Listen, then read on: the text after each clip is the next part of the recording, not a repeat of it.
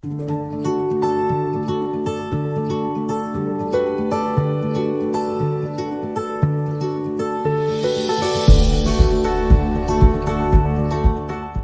Javerim, Parashá de Barim. Palabras, los temas. Reproche de Moshe al pueblo por haber provocado a Hashem en el desierto. Sobre la designación de jueces. El caso de los espías. La travesía de Israel por el monte de Seir, al sur del Mar Muerto. La travesía de Israel por el desierto de Moab, al sureste del Mar Muerto. Y de los amonitas. La guerra contra Sihón, rey de Heshbón. La guerra contra Og, rey de Basham, y Moshe da coraje a Josué, lo alienta para que siga el camino. Comienza la parasha diciendo, Elea de Barín, Asher, Daber Moshe, el Colis Israel, Beber, Hayarden, Bemidbar, Barabá, Molsum, Bein Paran, Ubein Tofel, Belaban, Behatzerot, Bedizahab. Estas son las palabras que transmitió Moshe a todo Israel en la margen oriental del Jardín, en el desierto de Arabá. En la margen oriental del Jardín, en el desierto de Arabá, frente a Suf, entre Parán y Tofel, Labán, Hazerot y Disacá. Un discurso que da Moshe al pueblo. El motivo por el cual Moshe comienza ahora este discurso es porque el pueblo de Israel está por entrar en la tierra prometida. Por lo tanto, ya pasaron los 40 años de estar en el desierto y es importante que ellos tengan en cuenta todas estas cosas que les va a decir Moshe para entrar correctamente a la tierra. Existe un gran peligro y Moshe es consciente de ello. Cuando Moshe 40 días se ausentó, el pueblo había abandonado el pacto con Dios. Acuérdense del becerro. Ahora, ¿qué sucederá si ya Moshe se va a ir por siempre? Entonces, puede que la consternación por la falta de este líder haga que el pueblo caiga en otras cosas iguales o peores. Entonces, es necesario que Moshe les dé este discurso, les diga, acuérdense de esto, acuérdense de aquello, hagan lo que Hashem les manda y Él estará con ustedes. No vayan a hacer la suya, no hagan lo que a ustedes les parezca, hagan lo que les ordena la Torah. Las primeras palabras que va a utilizar Moshe son estas. Lo primero que él les dice a ellos es, recuerden esto, Hashem es nuestro Elohim, es decir, Dios es nuestro Señor. Dios o el Señor o el Eterno es nuestro Dios.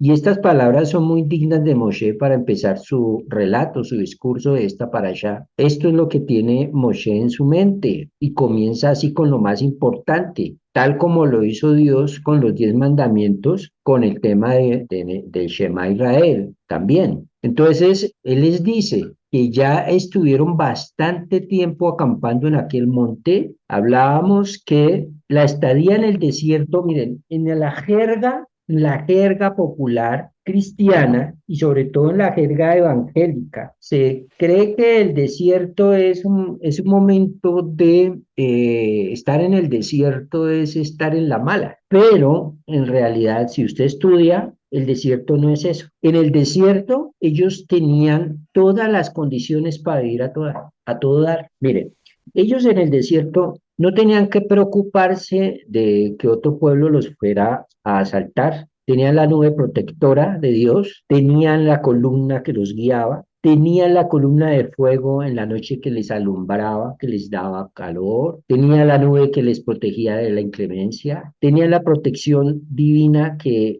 ustedes vieron que en el tiempo que ellos estuvieron en los 40 años ahí en el desierto no los atacó nadie. Tenían provisión, no tenían que salir a buscarse la comida, no tenían que salir a pelear, a negociar, a nada de eso. Tenían el maná que les caía. El maná era una comida que podía saber a gloria dependiendo o a caucho dependiendo del estado espiritual de la persona. El maná era una provisión fija que caía todos los días, menos en Shabbat, y podían recoger doble porción para Shabbat. No era una comida que requiriera gran esfuerzo para su preparación.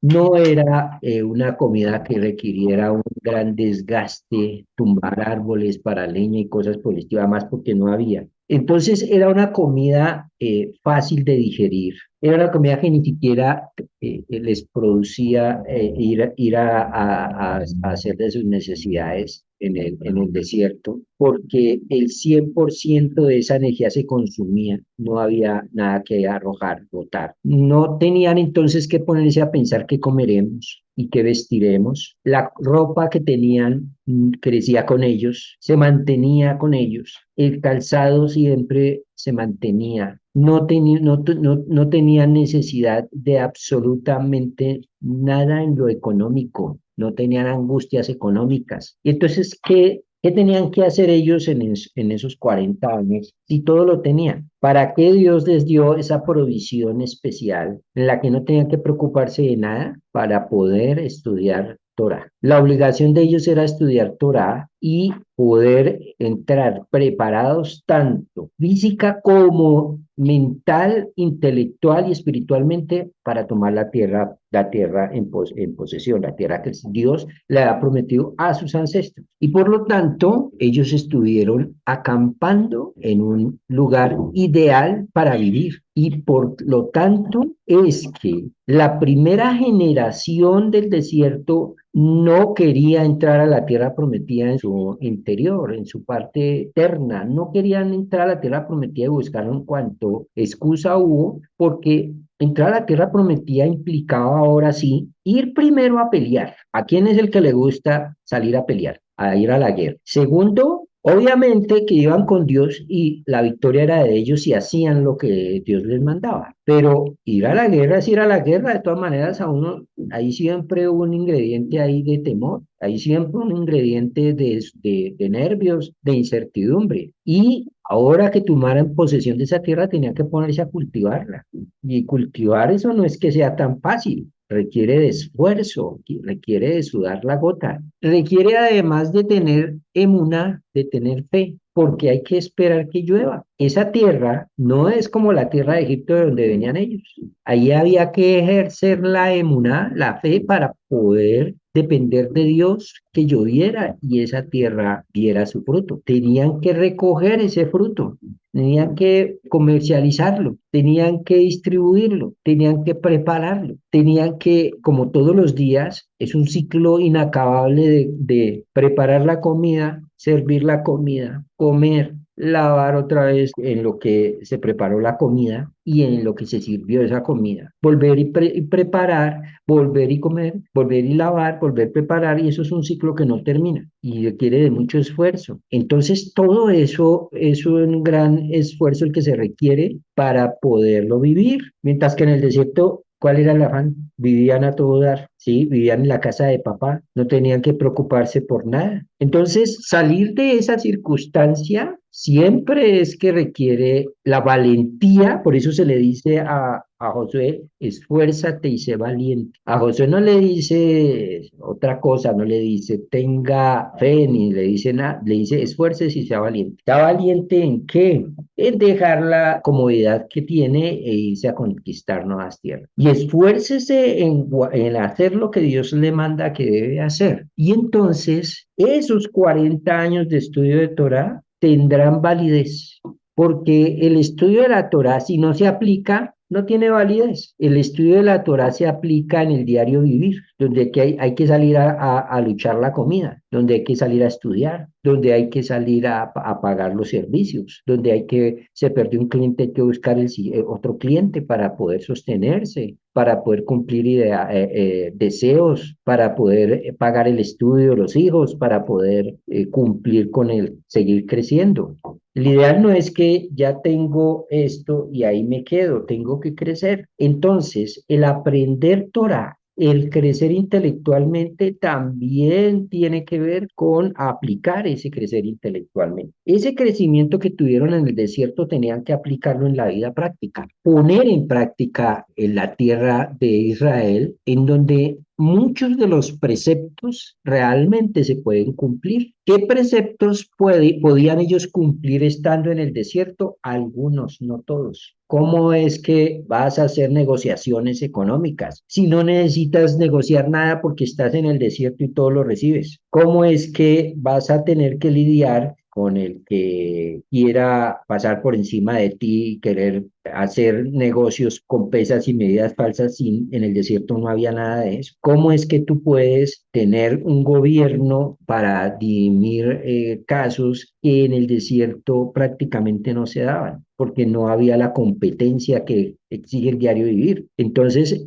la tierra de Israel es una tierra en la que vas a poner en práctica todo lo que ya aprendiste, lo cual nos enseña la siguiente lección, y es que para poder exigir, primero hay que educar. Uno no puede exigirle a un hijo que no le ha educado, ¿sí? Y el deber entonces es educar a los hijos, educarlos en los valores correctos. Toda la responsabilidad de todos nosotros es educar y educar correctamente. Y si tenemos las herramientas de la Torah, educamos aún con más responsabilidad porque es con Torah. Y esta parte de educar para luego poder exigir es algo vital dentro de todas las familias. Uno no le puede castigar a un hijo, reprender, ponerle disciplinas a un hijo al cual yo no le he dicho, no le he dado las reglas y no se las he enseñado. Les enseñamos las reglas y no quieren hacer caso. ¿Cómo será si no les enseñáramos las reglas? Entonces, para eso Dios preparó al pueblo de Israel. Lo segundo es que nos dice el discurso de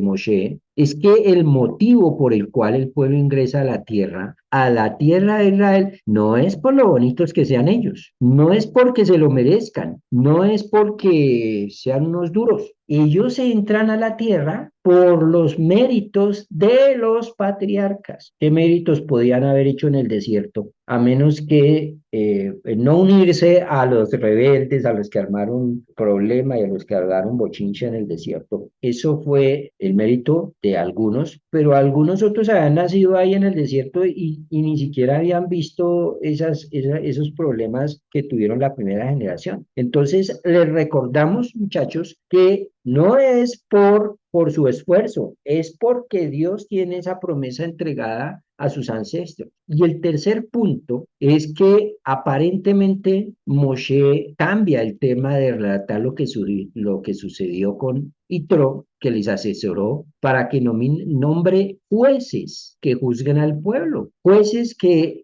puedan dirimir y hacer justicia dentro del pueblo. ¿Por qué precisamente acá? Porque no puede haber justicia ni un desarrollo de una sociedad si no hay justicia. Cuando en una sociedad no hay justicia, hay estancamiento en todas las áreas. Cuando en una sociedad hay justicia, porque hay unas reglas claras del juego, porque hay una claridad jurídica, entonces el que va a invertir, invierte porque sabe que aquí hay estabilidad jurídica, porque no es el capricho de alguien el que va a cambiar las reglas, porque además si no me cumplen, no me pagan, no se hace justicia, entonces yo no invierto, no habrá trabajo y se estancará el crecimiento de ese país o de esa nación. De la misma manera, porque si no se hace justicia con el delito, entonces todo esto lo único que trae es retraso social, retraso económico, retraso en todas las áreas para un pueblo. Estos experimentos o sea, la base real, y usted lo analiza en la Torah, la base real de la justicia es ¿cuál? El que la hace, la paga. Ese es el ideal de la Torah. Se le enseña, se le dice, estas son las normas. Si usted viola la norma, usted tiene que pagar. Y si no paga porque no lo vieron, porque no hubo los testigos, porque no pudo ser llevado a juicio, o porque si fue llevado a juicio por medio de maromas hizo con abogado, etcétera, y no terminó pagando, terminará pagando usted y sus descendientes por la ley divina. Pero nadie se va sin pagar. Ese es el principio de la Torah, el principio de la justicia, ¿no? Nosotros esperamos es que el policía es el que controle, que la ley controle, etcétera.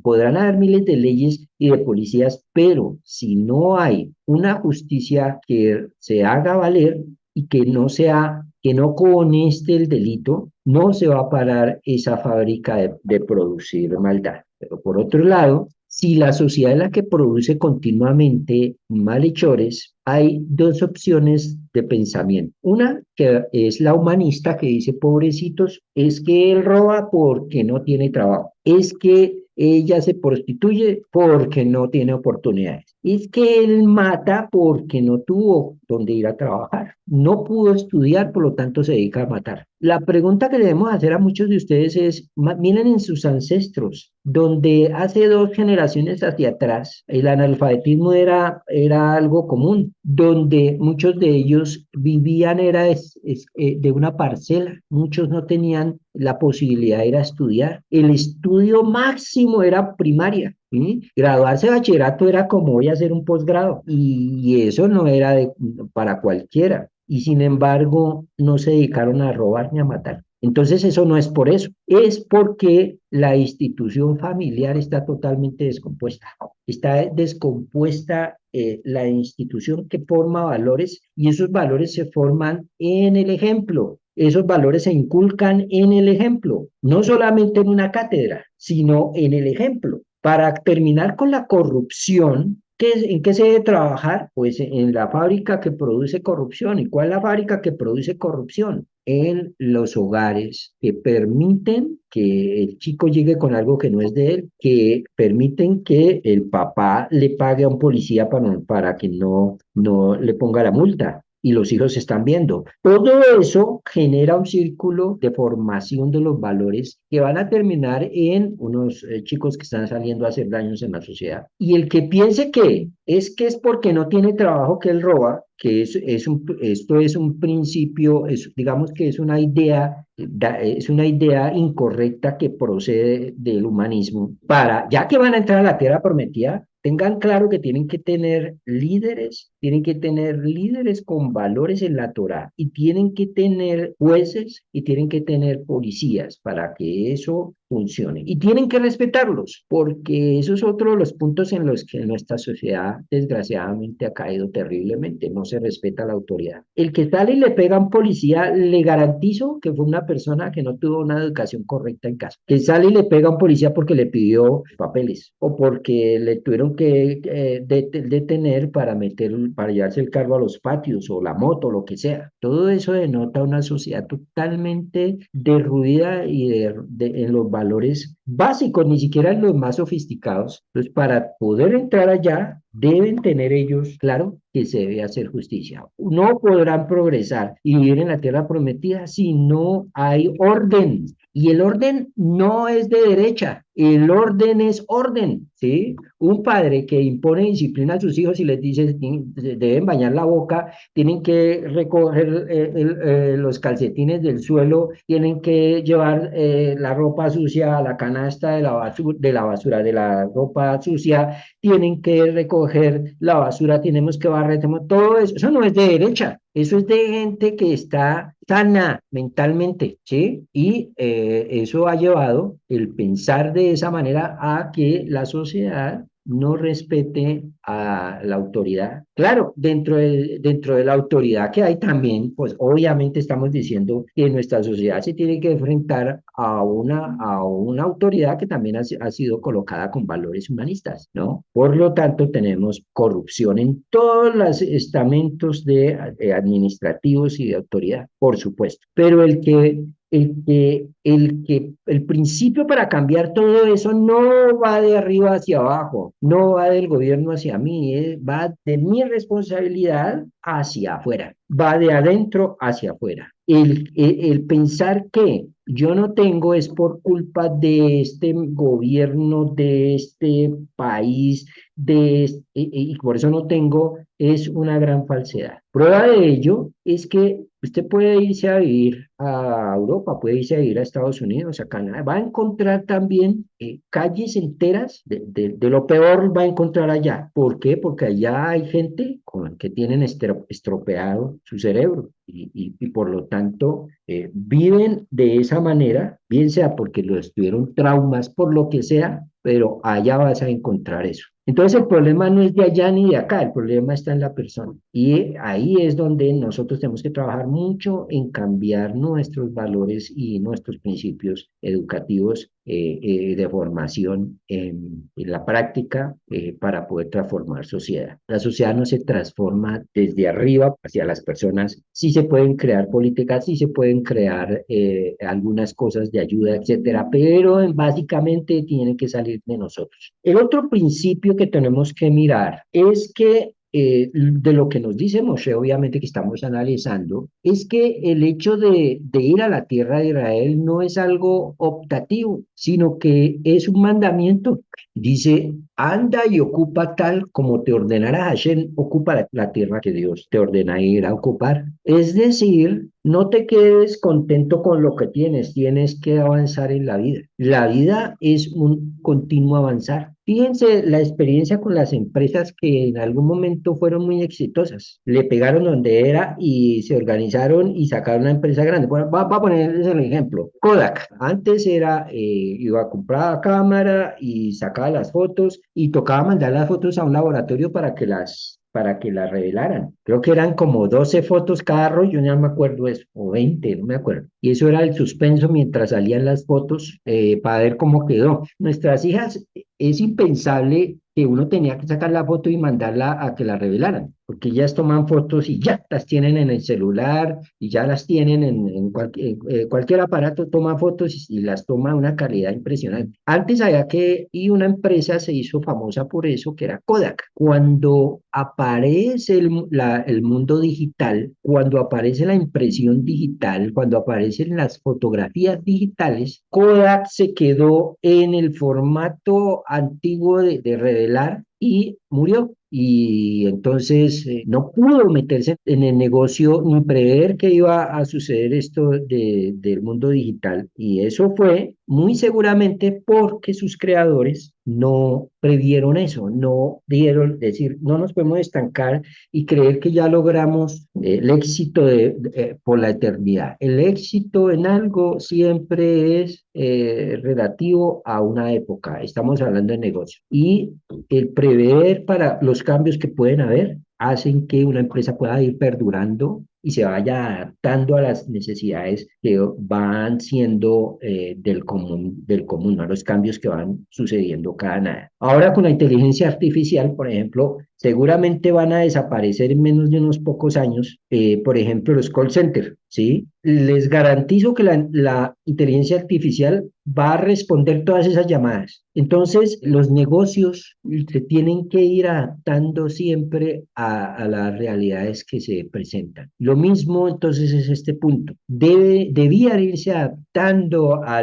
no quedarse estancados. Uno debe quedarse siempre con unos valores fijos, que son los valores morales, obviamente que entrega la Torah. Pero el resto de cosas hay que irlas aplicando y adaptando a los cambios generacionales. Entonces, el ir a la tierra no es optativo. Además de eso, otro punto que podríamos mirar es que a pesar de que poseían el mérito para poder conquistar la tierra, no obstante el miedo que tuvieron, por el tema del miedo, no entraron a tomar la tierra en la primera generación. ¿Se acuerdan? Este miedo fue producto de la falta de confianza en Dios, de la falta de emuná. Si ellos le meten a eso lógica, dicen, si Dios nos sacó de Egipto, Dios nos está cuidando, nos está dando de comer, la ropa crece con nosotros, etcétera, ¿por qué no voy a creerle yo a Dios que puedo entrar y conquistar la tierra? Y luego, el siguiente tema que menciona Moshe es que luego del suceso de los espías, a pesar de que ellos se empecinaron y quisieron entrar, ya no pudieron, porque Dios no se lo permitió, no les permitió entrar. Y aquí es donde vemos en este versículo en pantalla, diles que no asciendan ni luchen, pues yo no estoy con ustedes, porque Dios no dijo, listo, se arrepintieron, entonces ahora sí los voy a acompañar, listo, ya cayeron en cuenta, ahora sí los voy a acompañar. Precisamente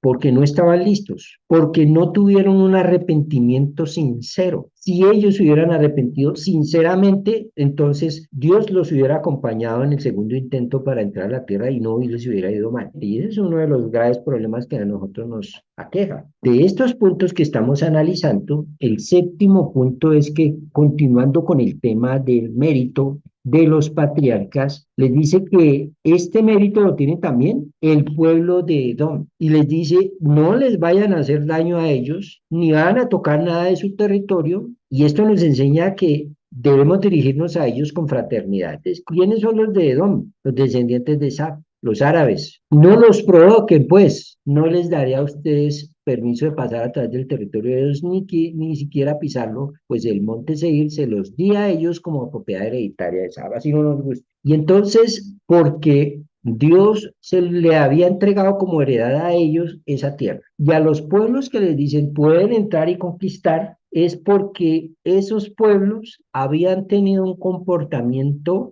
contrario a todo lo que hemos analizado en esta parasha. Pueblos que no tenían justicia interna, pueblos que eran altamente idólatras. Fíjense que el desorden social y la falta de justicia está relacionado también con la idolatría. Ejemplos hay muchos. ¿Y qué tienen? Democracias no tienen un desorden terrible. Son países con una situación social terrible. Lo cierto es que Dios les hace una advertencia a ellos. Pilas con ir a hacer lo mismo que hacían estos de los cuales los estoy echando de ahí. Lo cual nos enseña que la tierra expulsa a todas estas naciones que se llenó la copa de tanto hacer injusticia, de tanta idolatría, de tanta corrupción, etcétera, etcétera, y terminan perdiendo lo que tenían. No vayan a ser igual que ellos. Estos lugares donde uno dice, ay, pobrecitos, tantos desplazados, pero ahí mire usted por cómo era el tipo de vida de esas personas. Nada es gratis en este mundo. Todo tiene una razón de ser. Nada es injusto. Aparentemente pueden haber injusticias, pero nada es injusto. Estos son otros los principios que aprendemos. Si usted vive una situación difícil, revise bien por qué la vive, por qué la está pasando. ¿Qué puede usted aprender de esa circunstancia difícil? ¿Nos quejamos mucho? ¿Nos quejamos por las cosas que tenemos? Analice bien, no sea que usted está siendo desagradecido con lo que tiene y después lo pierda. Analice bien cuál es su actuar delante de las otras personas. ¿Es usted correcto? ¿Es usted justo? ¿Le gusta